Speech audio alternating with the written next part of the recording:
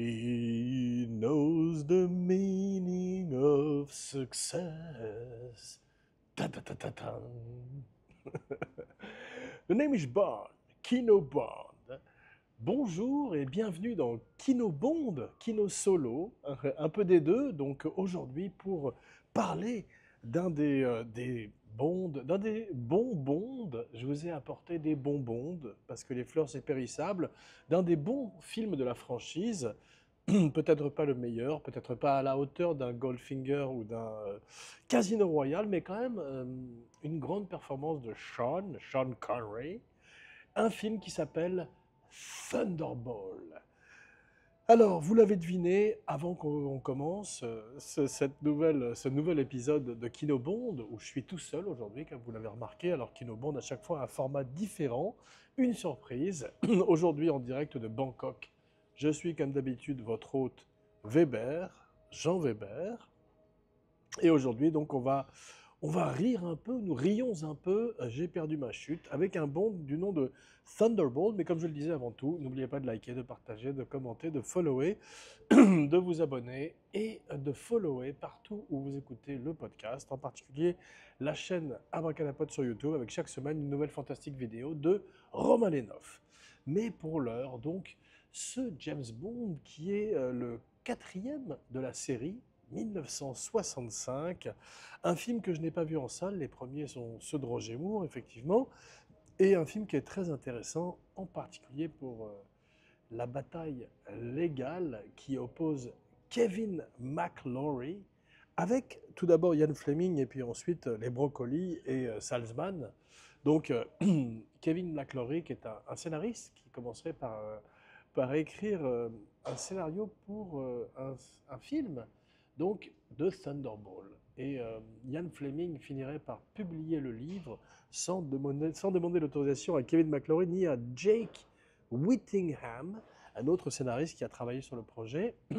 Donc tout de suite Kevin McClory fait un procès et il gagne bien sûr, il est cité au générique et il gagnerait le droit également d'utiliser les personnages de Spectre et de Blofeld. Alors ça expliquerait pourquoi après le James Bond suivant, ou en tout cas deux James Bond après, on voit plus du tout Spectre ni Blofeld qui disparaît pendant de nombreuses années avant de revenir avec Christophe Valls. D'aucuns diront peut-être pas le plus glorieux de la série, mais bon, ça n'est pas la question pour l'heure. Pour l'heure, nous allons parler donc de ce quatrième James Bond de Kevin McClory qui fait un procès ensuite et qui gagne. Donc chaque année, lui, son but, c'est de pourrir la vie des brocolis. Donc il est pire que Blofeld, c'est leur némésis, comme je disais. De 1961 à 2006, en 2006, il mourrait et finirait par arrêter de vouloir faire un opération tonnerre, un Thunderball par an, quasiment. C'était son projet, son rêve, puisqu'il avait les droits donc, de cette histoire qu'il voulait remaker régulièrement pour faire chier les brocolis. Il n'aime pas les légumes, c'est pas un vegan, c'est pas un végétarien. Mais donc, il réussirait avec Never Say Never Again, un film qui est donc un remake de Thunderball qui est très intéressant. On va comparer un petit peu par moment les deux films. C'est un film que j'aime bien. C'est notoirement le Bond préféré de mon Kino Buddy, de mon Ciné Buddy Philippe 7 Bond, 007 Bond. Je bois à sa santé et à la santé de tous mes autres Ciné Buddies en cette fin d'année. Il y a un monsieur derrière qui fume. Peut-être un agent du Spectre. Nous le saurons dans le courant de l'émission. Mais pour l'heure, donc, ce James Bond étonnant qui a été fait en remake, il a failli être fait plusieurs fois en remake par Kevin McClory qui développe un projet du nom de Warheads, ogive nucléaire pendant des années, où il veut effectivement toujours raconter cette histoire, et qui finirait par faire revenir Sean Connery des années après qu'il ait refusé, ou en tous les cas qu'il se soit retiré du rôle de Bond après Les Diamants sont éternels, dont nous allons parler également prochainement, car c'est un James Bond très intéressant pour Sean Connery et pour son départ de la franchise. Alors, c'est compliqué de quitter James Bond. On va voir pour Roger Moore, comme pour Daniel Craig, comme pour Brosnan, comme pour Dalton, c'est toujours difficile. Mais pour l'instant, donc, Sean a encore du jus. Et il a mangé du haggis, de la panse d'agneau farcie. Et ce Highlander, ce fils des hauts plateaux d'Écosse, revient.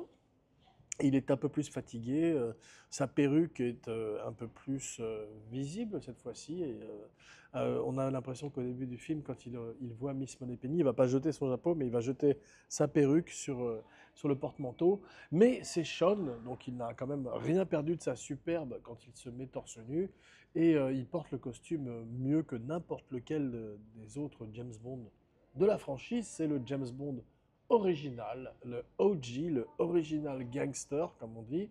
Donc il mérite pour ça tout notre respect. En plus, il a réussi, donc de tous les James Bond, à part Daniel Craig, qui était également un acteur avant de commencer, une reconversion exceptionnelle. Donc tout d'un coup, il a commencé dans cette deuxième partie de carrière à jouer des rôles de mentor et être ramené au devant de la scène par des metteurs en scène comme Steven Spielberg ou tous ces jeunes metteurs en scène qui l'ont aimé quand ils étaient un peu plus jeunes, comme Brian De Palma également, et qui tout d'un coup avaient envie de travailler avec lui. Donc, excusez-moi, James Bond a toujours besoin d'une Bond girl, et ce qui est intéressant, c'est que plusieurs Bond girls, je regarde mes notes, ont été euh, pressenties avant que la finale ne soit engagée. Julie Christie, Raquel Welch, donc pour le rôle de Domino, vous l'avez deviné, même Faye Dunaway, donc c'est effectivement la fin des années 60, on commence à penser à ces actrices plus swinging London, ça aurait été intéressant, Julie Christie en Bond Girl, et finalement il se fixe sur une Miss France, très très belle, du nom de Claudine Auger, qui est doublée, comme beaucoup de Bond Girls, elle est doublée par une femme à qui je voulais rendre hommage. Son nom est Nikki van der Zyl, un nom de Bond Girl magnifique, elle n'a même pas besoin de prendre de pseudonyme. Et donc Claudine Auger est magnifique, elle porte le bikini comme personne, et même si c'est pas sa voix à la manière de Andy McDowell dans Greystock, eh bien elle est quand même formidable, et elle reste une superbe Bond Girl. Alors, dans Never Say Never Again, le méchant était joué de façon formidable par un acteur allemand dont le nom m'échappe, ça va me revenir en cours d'émission. Dans l'original, il est joué par Adolfo Celli, avec un bandeau noir sur l'œil, qui est un petit peu, peut-être pas le plus grand James Bond de la série, mais quand même, il est formidable. Il amène une espèce de présence, plus dans l'esprit de Goldfinger, c'est ces hommes qui sont plus matures, plus mûrs, presque le troisième âge, ou en tous les cas qui ne présentent pas véritablement de danger physique pour Bond. Et voilà le problème peut-être d'Opération, un des problèmes d'Opération Tonnerre qui peut-être sur l'échelle des Bonds mérite un 6 Martini et 7 Walter PPK en termes de notes. Eh bien le problème, un des deux problèmes majeurs, c'est d'abord sa longueur. Il y a beaucoup trop de scènes de plongée sous-marine. On sent que Kevin McClory, qui habitait, je crois, à la Jamaïque ou dans les Caraïbes, adorait faire de la plongée sous-marine et a amené tout d'un coup cette idée. Il y avait des nouvelles caméras, c'était l'époque de Cousteau, ou en tout cas peu de temps après.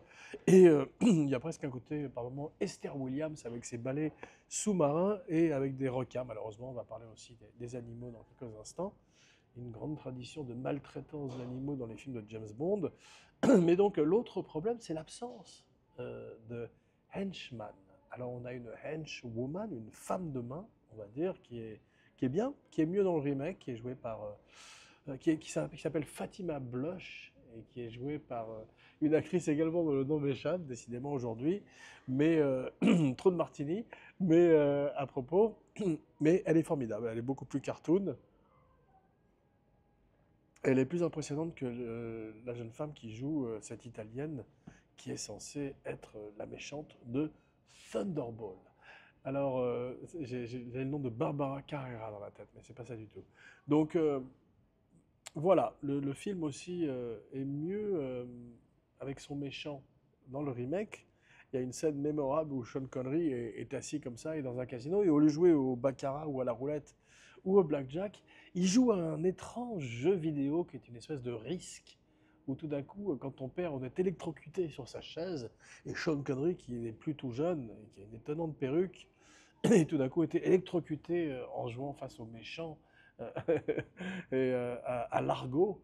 Et c'est un petit peu ridicule parce que il aurait mieux fait d'ailleurs de jouer plus son âge, Sean Connery, comme on disait avec Philippe Seymour dans la spéciale Never Say Never Again, où il aurait tout d'un coup, s'il avait été plus à la Unforgiven du James Bond, où il avait accepté de montrer sa calvitie, peut-être même un ventre, il aurait été beaucoup plus émouvant et il aurait réussi un petit peu une sortie sans vouloir tout d'un coup être toujours glorieux dans le rôle d'un personnage qui est d'année en année de plus en plus démodé.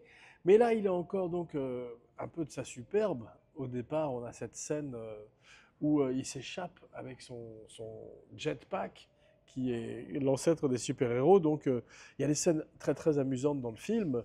Guy Hamilton ne revient pas après Goldfinger, il est vidé, il est épuisé, et c'est le retour de Terence Young. Terence Young, donc, qui avait fait Bon baiser de Russie, et qui était un très bon metteur en scène.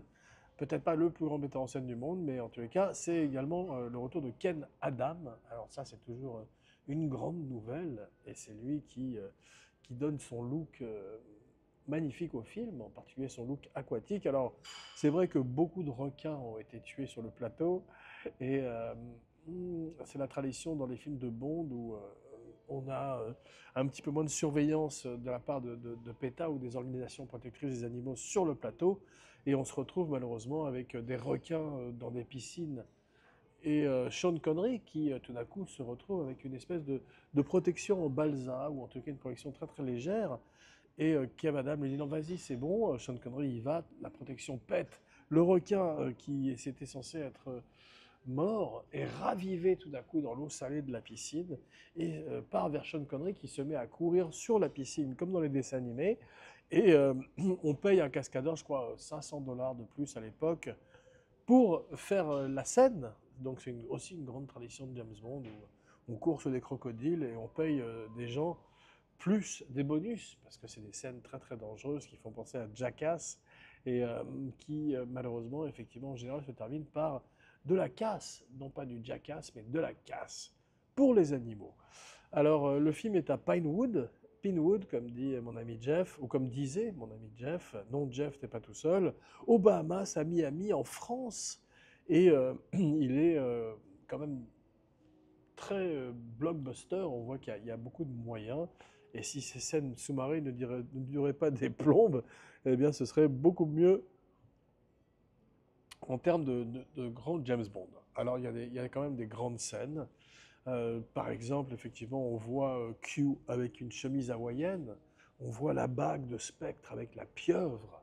Alors Spectre, comme je disais, il faudrait attendre Skyfall pour qu'il revienne de façon spectaculaire, et même le film Spectre, je crois d'ailleurs, c'est pas Skyfall, c'est Spectre, où tout d'un coup, presque 30 ans après, on a le droit d'avoir Blofeld, et on a le droit d'avoir cette organisation extraordinaire. Et il y a un truc qui est très drôle, c'est que dans Thunderball, le numéro 6 est en fait joué de façon très fugitive, très brève, par un merveilleux acteur du nom de Philip Stone, qui est Delbert Grady, un des, un des deux concierges de l'Overlook Hotel, et qui est donc un des membres du Spectre dans une de ses vies antérieures. Donc c'est la réincarnation de l'hôtel Overlook. Et coup de chapeau à Philip Stone qui a traversé l'univers de James Bond comme Kubrick, puisqu'on savait que sa fille Katharina avait fait les dents, le grill de requin de Jaws, et qu'il avait, la légende urbaine voudrait qu'il a éclairé le hangar au sous-marin de l'espion qui m'aimait, Stanley Kubrick.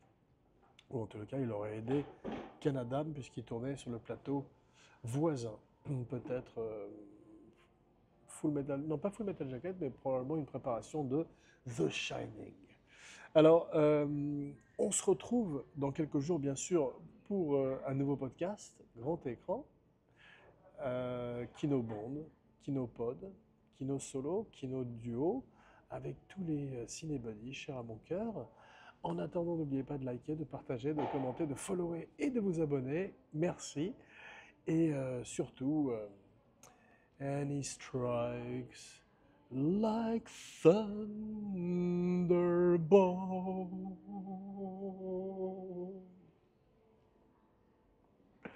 Tom Jones, notoirement, s'est évanoui car il a tenu la note trop longtemps en studio. Joyeuses fêtes, bonne année mes amis, mes ciné-buddies et mes abracadamis.